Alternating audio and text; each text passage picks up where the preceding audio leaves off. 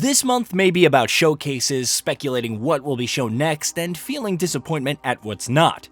However, when the dust settles, Elden Ring players, or at least those who picked up the expansion, return for one last ride in Shadow of the Erdtree. Set in the Land of Shadow, a mysterious new location with a mysterious and horrifying history behind it, the expansion is the first and last for the open-world Souls-like.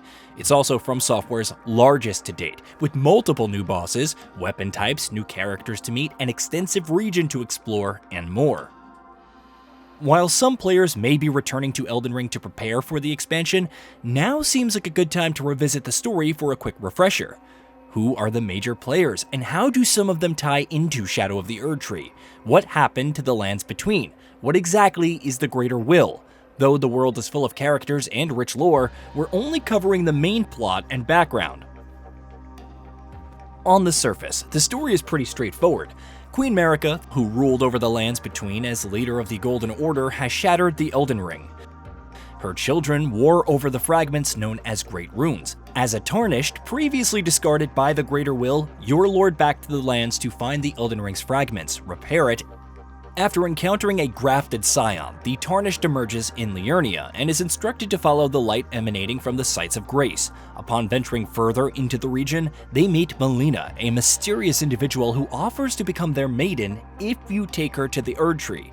After taking out the grafted in Stormveil Castle, players reach the Round Table Hold, where the Two Fingers reside. They must then gather more Great Runes, or one more in this case, and take them to the Erdtree, which is coincidentally the same place Melina wants to go. After defeating either Rennala, Queen of the Full Moon in Raya Lucaria Academy, or slaying former General Radahn in Redmane Castle, or Rickard in Mount Glimmer, the player can proceed to Leyndell Royal Capital. Of course, they usually have to gather the Dectus Medallion required to access the lift in Atlas Plateau or find another route, then fight their way through the ruined capital and then fight Godfrey. Proceed further and you finally get to fight Morgott, the Omen King. Defeating them isn't enough to gain access to the Erdtree since thorns block the way. After some advice from Melina, it's off to the mountaintop of the Giants to the Forge of the Giants and the Flame of Ruin, capable of burning the thorns. Upon reaching it, Melina suddenly takes matters into her own hands, channeling the flame and igniting the Erdtree in exchange for her life. Of course, that's not quite enough. The player then finds themselves in the remains of Farum Azula, where Maliketh the Black Blade awaits. As the holder of the Rune of Death, defeating him is necessary to finally clear the way. Upon returning to Leyndell, which is covered in ashes, perhaps due to the giant Erdtree that's aflame, one must now beat several bosses in a row, including the real Godfrey and Radagon, Marika's king consort, and the second Elden Lord, to finally battle the Elden Beast. Once it's slain, the player can mend the Elden Ring, claim it for themselves, and usher in the Age of Fracture. Pretty straightforward for the most part, right? However, there is more happening in the background than meets the eye. Let's start with Queen Marika and the events occurring before the Shattering. As a Numen, who are apparently descendants of those from Ikai, which roughly translates to Underworld or Spirit World, Marika would become the Elden Ring's vessel as an Empyrean. But what is the Elden Ring and the Elden Beast? The latter is sent by the Greater Will to act as a vassal, while the former is described, at best, as consisting of multiple runes that make up the world's law. It's a representation of the Golden Order, offering great power, while the Beast is a manifestation of order. Having ascended and become the Elden Ring's vessel, Marika sought to remove death from the equation. As a result, she bestowed her half-brother and shadow Maliketh with the Rune of Death, after which he retreated to Farum Azula, keeping it within his blade. With the Golden Order established and Godfrey as her consort, they would establish dominance and order in the lands between, even slaying the fire giants to near extinction. They would have 3 children, Godwyn, Mohg, and Morgott, known as the Golden Lineage. Unfortunately, Mohg and Morgott were born without the Erdtree's grace and subsequently confined to the depths of Leyndell. As for Godwyn, he would repel an attack by the dragons and even became friends with one, Fortisax, who wielded lightning and bestowed it to the former. They would also establish the Ancient Dragon Cult. Everything seemed well for the Golden Order as it reigned relatively uncontested. However, things slowly began falling apart, even as many in the land failed to realize it. Godfrey, having led multiple battles and became renowned for his thirst for bloodshed, would suddenly find his grace removed by Marika. effectively banished from the lands between. He and his soldiers would eventually roam the world as Tarnished. Taking the name Hoaralou and residing in the Badlands, this group would eventually die, though it's unknown how. Interestingly, Marika made him promise to return after dying, for which she would give back what I once claimed, so that he may return to the lands between, wage war, and brandish the Elden Ring. Meanwhile, Radagon would become the second Elden Lord and king consort to Marika. Previously, he fought against Renala and Raya Lucaria Academy at the behest of Marika. Despite the Golden Order's overwhelming strength, the Karen Knights held their own. As a result, Radagon would eventually cease hostilities and wed Renala, having 3 children together: Radahn, Rykard, and Ranni. Radagon and Marika would have 2 other children, Miquella and Malenia. Despite being Empyreans, which meant that they were eligible to succeed Marika, the former was confined to a child's body for eternity. The latter suffered from scarlet rot, which slowly corrupted her and even caused the loss of her left leg, right knee, and right arm. Miquella would devise methods to aid his sister, crafting the unalloyed gold needle to stall the rot's effect. Amid all of this, the Two Fingers, another envoy of the Greater Will, selected Ranni as a candidate to succeed Marika, to the extent that she even received Blythe as her shadow. Unwilling to serve under the Greater Will, Ranni would procure a fragment of the Rune of Death from Malekith. Bringing in assassins close to Marika, the fragment would be melded into their blades, thus allowing them to deliver destined death, but something curious happened. The target of the assassins, for whatever reason, was Godwyn. Theories still abound as to why, but only his spirit died. That's because Ranni also killed herself at the same time. Instead of one receiving the curse mark of death, they each would inherit 2 halves, Godwyn on his spirit and Ranni on her body. As a result, Godwyn would live on in perpetuity, eventually buried below the Erd Tree, with his influence giving rise to Deathroot throughout the lands between. As for Ranni, she would transfer herself into a doll and retire to the Carian Manor, effectively hibernating while the world fell apart. Shortly after Godwyn's death, Marika would shatter the Elden Ring. The story trailer from December of 2021 said she was driven to the brink, and then relay a message to her surviving children. This led to an event known as the Shattering, leading to an all-out war for the Great Runes. Malenia participated in this and eventually battling Radahn and Caelid. However, due to the sheer intensity of their battle, Malenia would bloom for the first time, unleashing the Scarlet Rot and turning Caelid into a wasteland. Radahn was subsequently affected, going berserk and forever roaming the landscape, attacking all indiscriminately. If the player participated in the Radahn Festival held by his former soldiers to commemorate their former general, they could slay the Star Scourge.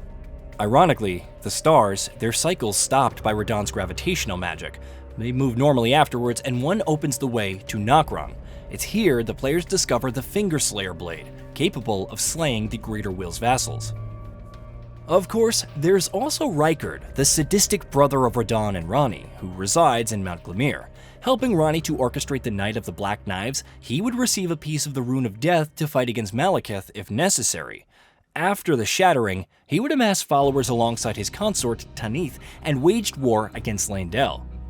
However, Rykard's ambition would eventually become overwhelming as he sacrificed himself to Glimmer's Great Serpent and became, well, a giant serpent. Despite all of his forces abandoning him and attempting to slay their former master, Tanith remained, recruiting erstwhile Tarnished and feeding them to her beloved. Naturally, this led to the player's confrontation with Rykard, ending with the latter's defeat, assuming they didn't join him as family. As for Miquella, he would grow an Erdtree using his blood, which would become the Haligtree. Intended as a haven, he would eventually cocoon himself within to attempt to cure his eternal childhood. Following the battle with Radahn, Malenia, now in a coma, was returned to the Haligtree to await for Miquella to emerge. However, unbeknownst to her, Mohg would kidnap Miquella. Even as the player eventually confronts Malenia, she's seemingly unaware of her brother's absence, protecting the now infected Haligtree. Having been confined underground, Mohg would eventually confer with the Formless Mother that taught him the magical art of Blood Flame. After the Shattering, he would remove Miquella from the Haligtree to ascend him and become his consort. Miquella remained unresponsive, which is still the case after the player arrived and slayed Mohg. That's because our Empyrean was in another castle, but more on that later. Back to the finale. Following the death of Malekith and the Rune of Death's return, the player ventures into the Erdtree. They encounter Sir Gideon Ofnir, the leader of the Round Table Hold, who assists them throughout their journey, now standing as an enemy. He claims that a Tarnished couldn't assume the title of Elden Lord, which is something Gideon aspired to himself. Slaying Gideon leads to one more opponent before the fateful meeting with Marika, Godfrey. Due to his tarnished nature, Godfrey was brought back to life by the Shattering. He returned to claim his title of Elden Lord and keep his promises to Marika.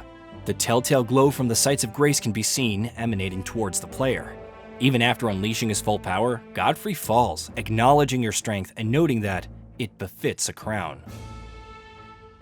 Inside the Erdtree, the player discovers Marika imprisoned. However, her shackles crumble, and as she grasps the hammer used to shatter the Elden Ring, her hair turns red, and Radagon emerges. Thus, the truth is revealed. Marika and Radagon are the same person, the latter considered her other self. Upon defeating Radagon, the Elden Beast emerges to challenge the player as the last bastion of order. Depending on the choices made, it's also possible to have an Age of Order with equality for all. You could also embrace the Three Fingers, who seek a return to a more chaotic world state, and use the Frenzied Flame on the Erdtree. It causes Melina to become hostile to the player, and after becoming the Lord of Frenzied Flame, she swears to kill them. There's also the Age of the Stars, the positive ending where the Golden Order is no more. The Greater Will's influence is gone and everyone has free will. The player then becomes Ranni's consort and presumably explores the universe. There are still several loose ends, like Melina's true identity, which some believe to be Marika's daughter, but perhaps the most compelling is Miquella. With the announcement of Shadow of the Erdtree, it's revealed that Miquella is very much alive. Stripping himself of his flesh, his strength, and his fate, he ventures to the Land of Shadow. The official lore description for the expansion calls it a place obscured by the Erdtree, and where Marika first set foot. However, it's also a land purged in an unsung battle set ablaze by Messmer's flame. In the latest story trailer, it's revealed that Miquella once spoke of a Shadowborn. This potentially refers to Queen Marika, who can be seen at the beginning of the trailer, as indicated by her bracelet, pulling something out of a corpse and then holding it up to the sky. It led to a war unseen that could never be put to song, a purge without grace or honor, the tyranny of Messmer's flame. Many theories surround Messmer due to his usage of fire and the Soul Draconic Eye seen during trailers. Some assume the fire to be the Frenzied Flame, with one of the symbols on his cape resembling the same. However, others believe the symbol is the Ancient Dragon Communion Seal, which would fit with his more draconic properties. You also have the snakes orbiting around him, which some believe is a connection to the Great Serpent from Mount Glimmer. Of course, other theories include Messmer being another child of Radagon and Marika due to his red hair, and the reference to Mother in the first trailer. There may also be some connection to Melina, who also has one eye closed throughout the base game, not to mention the part about her claiming that she is burned and bodiless. As for Miquella's role in all of this, perhaps he seeks to expose the truth of what Marika did when she entered the Land of Shadow. Of course, there may be other motives behind his departure and seeking the truth. Remember that Miquella is still seeking a way to undo his and Melinia's afflictions. Perhaps he believes the Land of Shadow and its twisted Erdtree hold the answers. There's also the matter of his and Melinia's shadows, which weren't encountered in the base game. While Elden Ring Shadow of the Erdtree won't change the ending of the base game, it could open up new possibilities and revelations to expand further on the lore. Players are still discovering all kinds of clues and hints for the expansion in the base game, and it only reinforces the sheer depth of the lore. Regardless of what direction the expansion takes, there's no doubt that the experience will be one to remember. Hey, did you know that we at Gaming Vault upload new videos every day? Stick around, drop a like, subscribe, and hit that bell. And let us know what kind of content you'd like to see in the future with a comment below.